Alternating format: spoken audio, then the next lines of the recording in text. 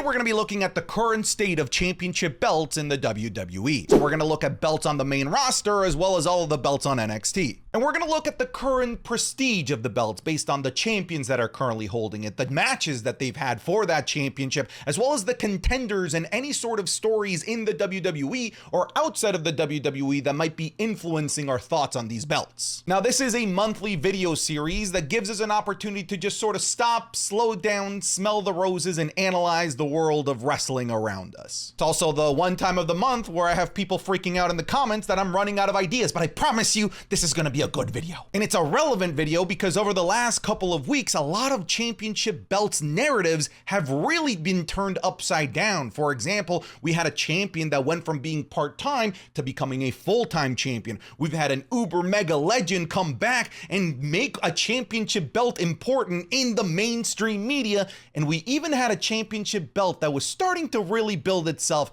get completely buried on Friday Night SmackDown. And as always, don't forget to subscribe to the channel, ring the bell for notifications. If you're a wrestling fan, I'm confident that you're going to fall in love with this channel because we upload daily wrestling content. All right, let's jump into it. First, let's look at the WWE United States Championship, a championship that is currently being held by Logan Paul. Now, admittedly, I was quite disappointed with the current state of the belt last month as Logan Paul hadn't been appearing on WWE television in any way, shape, or form since winning the championship at Crown Jewel in early November. Now, for a champion like Roman Reigns, sure, I guess we're used to it at this point. We shouldn't be okay with it, but we're used to it. But I don't think that that's okay for a mid-card championship, a championship that is typically supposed to be there for the workhorses in the mid-card in the WWE. So to not even have the championship belt on television, I think really hurt its prestige. Now, don't get me wrong, I do think that Logan Paul was doing a really great job outside of the WWE and keeping the WWE United States Championship belt relevant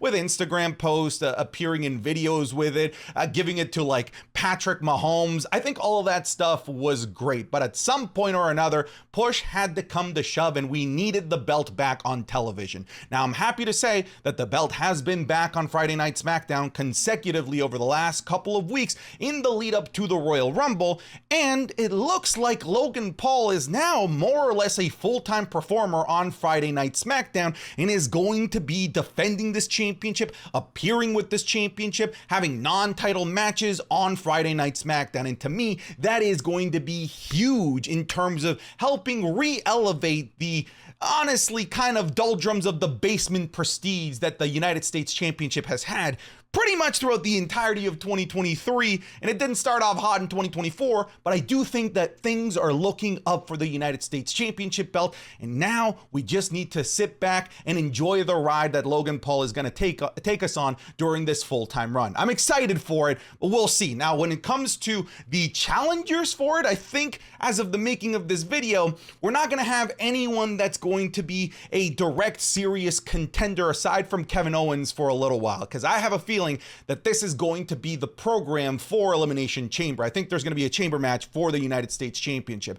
I think that we're going to get a more proper individual feud or program after Elimination Chamber, but we'll see. All I can say right now is that I'm excited for the prospect of the United States Championship. It still needs a lot of work, but I do believe that the future is bright right now. I won't spend a lot of time on this because this is already one of the most prestigious championships in all of WWE. It continues to be one of the most prestigious championships in the WWE, and it doesn't look like this is going to be changing anytime soon. The Intercontinental Championship being held by Gunther, the Ring General, is arguably the top prize on Monday Night Raw. Obviously, there's a debate between this, the World Heavyweight Championship, but I will say that in terms of solid prestige that can't be unbound, unbent, unbroken, I think that belongs to the Intercontinental Championship. There is no one debating how important this championship belt feels. It is the workhorse championship. It is the championship that is more or less guaranteed to give us the match of the night,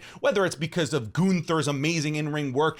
His dancing partners in the ring are also people that we need to give huge credit to. And currently we have a major main event player gunning after the Intercontinental Championship in main event Jey Uso. Now, I know a lot of us have been memeing and calling him mid-card event Jey Uso, but this is a guy that main evented SummerSlam for the WWE Undisputed Universal Championship belt less than half a year ago. So let's remember that version of Jey Uso. I think we're actually going to see this championship, believe it or not, elevate itself even more heading into WrestleMania, because I think it's going to end up having a very important marquee WrestleMania program, obviously because thanks to Gunther's amazing in-ring work, but also thanks to how prestige this championship belt is. I don't really have much else to add to this. This is at the near the very top of prestige. The North American Championship has sort of been bouncing all over the place. It's really not had too much of an identity when it comes to a champion holder, because it's jumped from Dominic to Trick Williams. It's even jumped onto Dragon Lee, who for all intents and purposes was a main roster member doing double duty in NXT.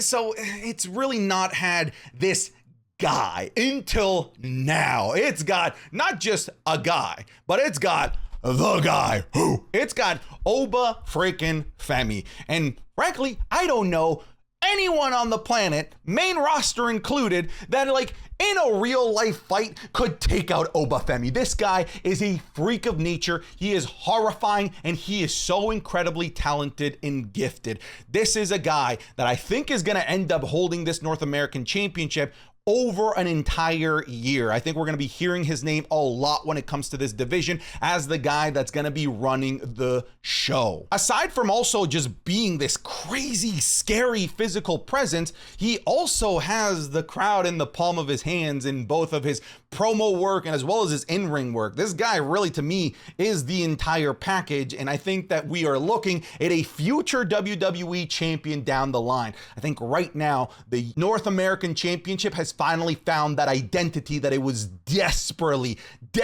needing since it's been jumping around all over the place. I think that Oba Femi is going to hold this thing for a while. I think that there's going to be a lot of great challengers from the Dijaks of the world, maybe a returning Wes Lee, maybe a few more classics with Dragon Lee. I think we're destined to have fantastic banger after banger after banger with this division under the reign of Oba Femi. Look out for this division. Look out for this title. I think that this is going to be the championship in 2024. Folks, if you want even more content, check out patreon.com/SantiZap. You're already getting daily videos here, but if you want even more wrestling content, like my reviews of Raw, SmackDown, monthly mailbag, the Wrestling is Cool podcast 3 days earlier than everyone else, then consider checking out the Patreon. Patreon.com/SantiZap. I'll put it at the top of the description or in the pinned comment. Okay, I'm done with the sellout. Look, I'm just trying to make a living here, okay? Back to the video. The NXT tag titles just sort of continue to meander across the mid-card and lower mid-card of NXT. I've said this before, but this used to be a set of championship belts that used to be the main event of NXT Black and Gold.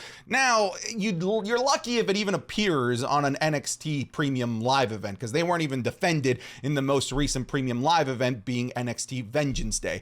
So the current champions are the family, and I think for champions, I think they do the job. The problem is a weak tag team division. There really just isn't enough for these guys to, one, have fantastic matches, and two, have really good stories that can really engage audiences and help elevate the importance and, at the very least, the optics of the NXT Tag Team Championships. So much so that I think that they're going to be dropping the titles to the Wolf Dogs, a part-time tag team. Two guys that have only come together in the last month or so to win the Dusty Rhodes Classic in NXT. I think they could do a much better job of helping elevate the NXT tag titles to a potential main event scene once again. Putting these titles on Braun Breaker and Baron Corbin, I think, opens up so much more. Again, no disrespect to the family. I love them. Where's the Gabagool? But I just don't think they are the guys to really help continue to elevate not just the belts, but the division as a whole. I think the division as a whole really needs a full reset, frankly. Then there's the WWE Undisputed Tag Titles, and everybody, say it with me, say it loud and proud, split the titles. We're still here wanting Raw and SmackDown to have their own separate set of tag belts. There are so many amazing tag teams, and I will say, admittedly, the current champions, Damian Priest and Finn Balor, as of the making of this video, have been doing a much better job of representing the tag team division as opposed to just being guys in the main event scene that happen to be part of the tag team division. It does seem like they're really leaning into the tag team division, feuding with the likes of DIY, Awesome Truth. They're going to be defending their tag titles at Elimination Chamber. We don't know with who yet as of the making of this video, but again, at the very least, we're seeing more strides for both of these guys to become actual members of the tag team division, as opposed to, like I said, just tag team adjacent. Still, I need the belts off of these guys. I need these belts split so that we can just get back to having tag teams be actually able to vie for something and fight for gold and fight for glory. In terms of the current prestige of them, I don't think that it's there. I look at the past champions before Damian Priest and Finn Balor, and I held those tag titles in higher regard. I held them in higher regard when they were held by Cody Rhodes and Jey Uso, and I definitely held them in much higher regard when they were held by the Usos in early 2023 or by Kevin Owens and Sami Zayn when they won it at the main event of night one of WrestleMania. So, you know, if we were to look at a graph, I would say that the prestige of these belts continues to wane down and go down and go down. I don't think it's at the basement yet, but it's slowly getting there. And I think that to avoid that from happening, we need some sort of shakeup in not just the champions, but the entire division as a whole, and really have just separate belts. But I'm going to say the prestige of these have really been on the way down. The women's tag titles, on the other hand, I don't think are necessarily skyrocketing up to the top of prestige, but I think they're doing a much better job now in terms of actually creating an identity across this entire division, and in essence also creating an identity for these championship belts. In the past month, it's been held by two proper tag teams. It's been held by Katana Chance. Casey Catanzaro was her old NXT name. Katana Chance and Caden Carter, aka KC2, and they dropped the title belts to the Kabuki Warriors and Asuka and Kairi Sane. So we're actually seeing tag teams actually vie for this, which is, I know like the bar is low, but at the very least it's setting a bar, because before it just used to be sets of women that were randomly paired together going for the championship belts. But right now we have the Kabuki Warriors, we have KC2, and we have the Witches as like proper tag teams. And even the ones that aren't real proper tag teams, like the Tegan Noxes and Natalias of the world, at the very least they're starting to try and create a tag team identity around those two women. Like, again, there's also Indy Hartwell, Candice LeRae. At the very least, they have similar matching in-ring uniforms. So, again, they're creating an identity, which is better than what I can say for these championship belts for the most part of 2023. So we'll see. I'm very curious how they end up using these belts as a story mechanism during the Bayley babyface turn. We shall see. Overall, right now, I'm happy with the strides that they're making with the championship belts and this entire tag team division. It still needs a tremendous amount more work, and it still needs more proper tag teams to create a real viable division with an identity. The NXT Women's Championship is currently being held by Lyra Valkyria, and over the last couple of months, this championship belt was really struggling to really stand out in a very stacked NXT show. And part of the reason for that was the lack of, I guess, title defenses for Lyra Valkyria that could really make us go, wow. She hasn't really had that marquee title defense ever since winning the championship from Becky Lynch. And to me, a lack of great matches and a lack of memorable moments and memorable matches makes for a lackluster reign, which hurts the prestige of the championship. However, I'm happy to announce that they finally had that standout women's match at NXT Vengeance Day, a match that is arguably the best match of that night. Wasn't my favorite, but if you were to tell me that was your favorite match from NXT Vengeance Day, I'm not going to try and talk you out of it, because it was objectively a very good match. We have a division that has, you know, maybe not necessarily my favorite story, but a continuous story in the story of Lyra Valkyria and Tatum Paxley. And then we also have now Lola Vice becoming one of those main event players, Roxanne Perez still vying for this championship. So there are some very strong contenders for this championship as well. So again, shout out to Becky Lynch for helping elevate this. But now it's time for Lyra Valkyria to really build on the great match that she had at Vengeance Day and really create an identity as a great NXT Women's Champion. She needs to continue to build that because it's not there, to me at least, as of the making of this video. I feel like the WWE Women's Championship belt is like the best kept secret in the WWE, because anytime you put the champion Io Sky in a match, it's always very good. However, I continue to say this, and I said this before, that to me it still feels like the WWE doesn't want to commit to Io Sky being a strong champion, being a strong representation of the top of the mountain of the SmackDown women's division. I still feel like she is just not on the level of Bianca Belair, not on the level of Charlotte Flair. So it just feels like she's still just one rung below. But what I will say is that that's not because of her in-ring work, because every time she has a match, it's very good. She had a great title defense against Mia Yim. Mia Yim! That was not on your bingo card. A great title match with Mia Yim. It ended up being fantastic. And now we're going to have a marquee WrestleMania program for this championship belt as the Royal Rumble winner Bayley is going after Io Sky at WrestleMania. This does mean that we're going to have a long program, which likely means that we won't have any Io Sky championship defenses between now and WrestleMania.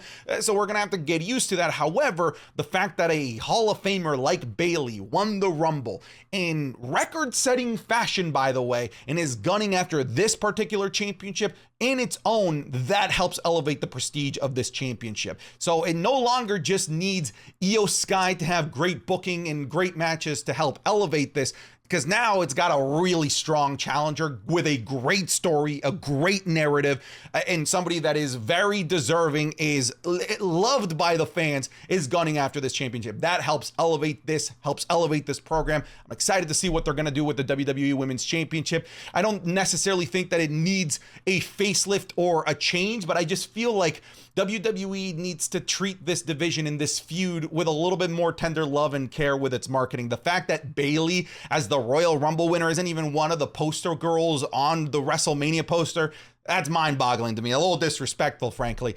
So I'm hoping that between now and WrestleMania, WWE treats this with a lot more urgency. Next up, we have the Women's World Champion, who is currently Rhea Ripley. Now, Rhea Ripley has been holding this championship for a very long time, and it's been a lot of start-stop in terms of hype around this championship, because she'll not defend her championship for what feels like 2 PLE cycles, but then she'll finally get a title defense, but it's against like a Zelina Vega, Raquel Rodriguez, Zoe Stark, none of like the top main event players that we want to see Rhea Ripley have a feud against. Now, her upcoming feud against Nia Jax isn't necessarily, like a Bianca Belair or a Becky Lynch in terms of superstardom, but she is finally a very legit and a very serious title contender.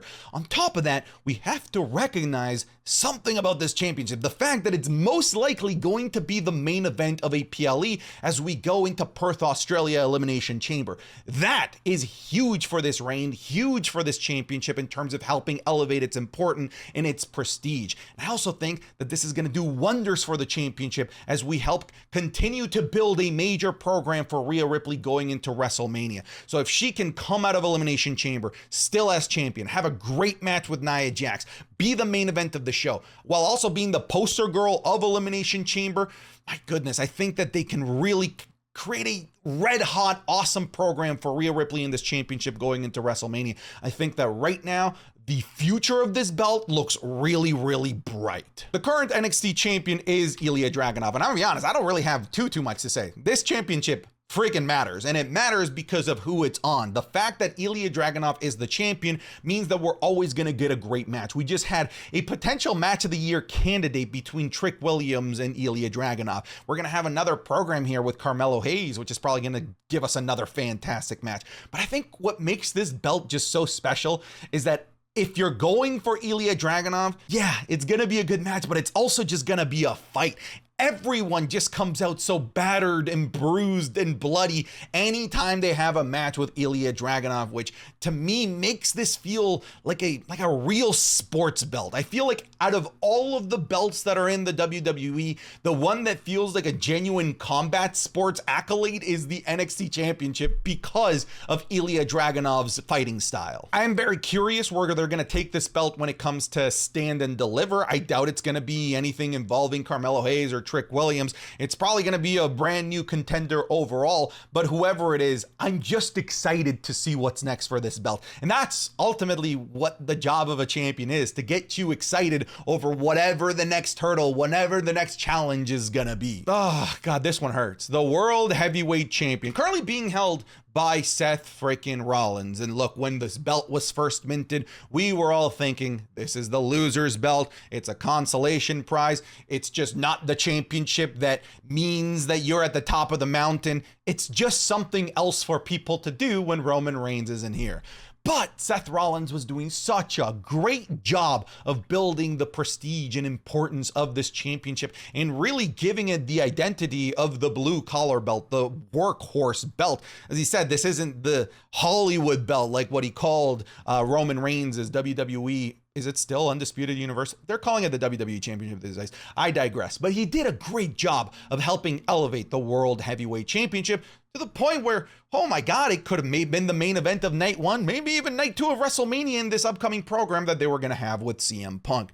But my goodness, how the fortunes for this championship belt in terms of the state of it have changed in the last 3 weeks. First and foremost, it's lost its major contender in CM Punk due to this tricep tear. Things happen. We have to move on, is what it is. CM Punk will come back and will vie for this championship, and we're going to be excited when he does. But I really do think that it means that it's just not going to feel as special at WrestleMania. And okay, that's fine. But then this whole Cody Rhodes, The Rock, Roman Reigns situation has really just called into question the importance of this championship, because Roman Reigns cut a promo where he just viciously tore down this championship, reminded us that it is the loser's belt, that he's already beaten everyone that's been competing for that championship, and that it's just a rat race to see who's the second best. And the fact that also we have Seth Rollins begging for Cody Rhodes to pick him at WrestleMania really is also not a great look for this championship belt. So over the last couple of weeks, this championship has really taken a lot of hits. I mean, we're like clamoring for Cody to not pick this because we don't want to see him go for this championship. And part of the reason is because of all of the brutal things that Roman Reigns said on Friday Night SmackDown. It's just such a shame that the stigma of it being the consolation prize has kind of resurfaced with everything that's happened, the Punk injury, everything that Roman said. It's a shame, but still, it's a workhorse championship that's bound to deliver a great match every single PLE, and it's bound to appear every single episode of Monday Night Raw, unlike the WWE Undisputed Championship. So yeah, since the last video, the prestige of this, the state of this has taken a huge hit. We will see how WWE maybe repairs the look of the World Heavyweight Championship over the next couple of weeks. Also doesn't help that Seth Rollins is hurt and can't help, again, re-elevate the lost prestige at somewhere like Elimination Chamber. So it's going to be a while before we can really recover from everything that's happened to the World Heavyweight Championship. And then there's the WWE Championship, the Hollywood belt, as they would say. But really, at the end of the day, it is the belt. This is the championship that we consider to be around the guy that is at the top of the mountain right now, being Roman Reigns, the tribal chief. Before this video, I really tore into this belt. I didn't call it the Hollywood belt. I didn't coin that term, but I more or less said that this, like, to me, is just this imaginary story device that it doesn't really mean anything. It's just a story device to give Roman something to do whenever he decides to come back to work. And I stand by that. I do feel like it's felt that way, especially ever since SummerSlam, when Roman Reigns has been taking 3+ month breaks in between matches. And I think a lot of us have that similar sentiment. With the return of The Rock, with the whole narrative of we want Cody, this belt really fucking matters again. And whether it's because The Rock is gunning for it, because we want now Cody Rhodes more than ever to win this championship, because Roman is back, because it's appearing on just about every single major news outlet. So many people are talking about it, and that in its own has elevated this championship and its importance to levels we've arguably never seen it before. We have never talked this much about whether or not Roman should lose the championship. We never have been caring so much about him passing a particular date. So many people are now talking about the Hogan record that weren't talking about it before. So many people are talking about whether or not he should even defend the championship against The Rock, whether that should just be for the tribal chiefdom, whatever it may be. We're talking about it, and we're talking about it what feels every single day on YouTube, wrestling, Twitter, TikTok, Reddit. We're finally talking about this, and we're talking about it once again like it's the most important prize in the business. Over the last couple of weeks, there's been no better, bigger winner in terms of increased prestige in the current state than the WWE Championship. And it's all because of this controversy with The Rock. I can't wait to see what happens in this press conference. I'm recording this before the press conference, just for context. Woo! What a time to be a wrestling fan. Okay, I'm done. Get out of here.